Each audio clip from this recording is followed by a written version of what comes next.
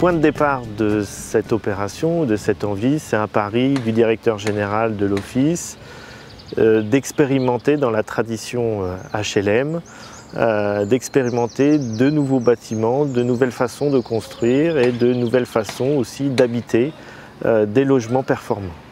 Alors, cette opération comprend 23 logements locatifs sociaux qui vont du type 2, donc séjour une chambre, au type 4, séjour 3 chambres, donc avec tous équipés d'espaces extérieurs privatifs, donc terrasses, balcons, et avec les stationnements qui sont situés en sous-sol.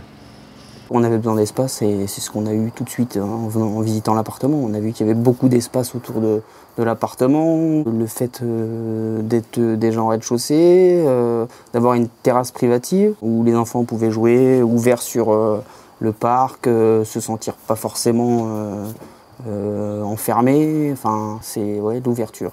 On n'a pas l'impression qu'on est en collectif. Nous, on se considère semi-collectif, semi-indépendant. Puisqu'en fait, donc, il n'y a pas d'ascenseur, donc on croise personne en fait, dans l'ascenseur, on a un escalier extérieur. Après, chacun chez soi, on part travailler et c'est vrai que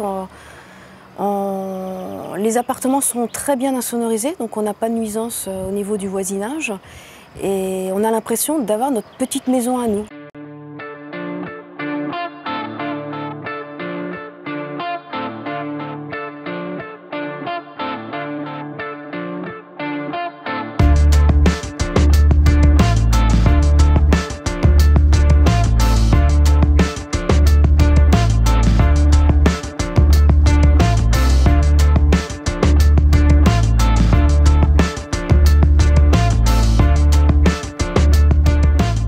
Au-delà de la recherche de performance énergétique sur ce bâtiment énergie positive qui préfigure donc les logements à l'horizon 2020, c'était comment faire simple pour l'habitant et en faire avant tout des lieux de vie pour les habitants et donc la performance au service des habitants mais sans que ça n'ait d'impact sur leur vie quotidienne.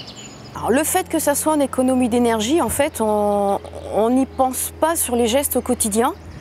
On se dit, là on n'utilise pas du tout le chauffage, donc on se dit au fur et à mesure du temps qu'on aura une diminution au niveau du coût. Puis après on utilise les réflexes ordinaires, on sort d'une pièce, on éteint, enfin ce qu'on fait quotidiennement. Il n'y a pas de différence réelle pour nous.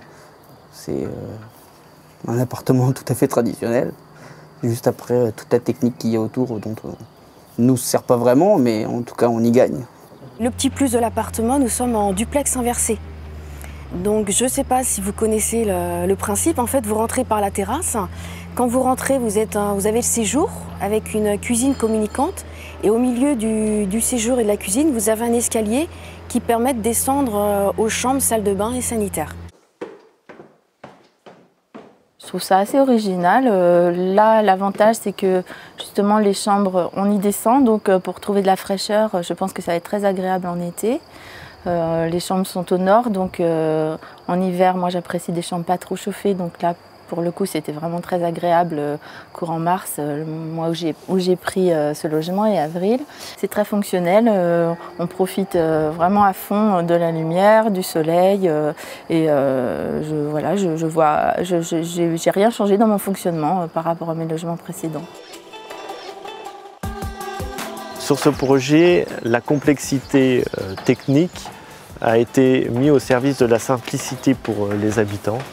Et donc, du coup, c'est vraiment la mobilisation des acteurs du projet qui a permis d'atteindre ce niveau de simplicité pour l'occupant tout en maîtrisant la complexité des différents éléments techniques de ce bâtiment-là.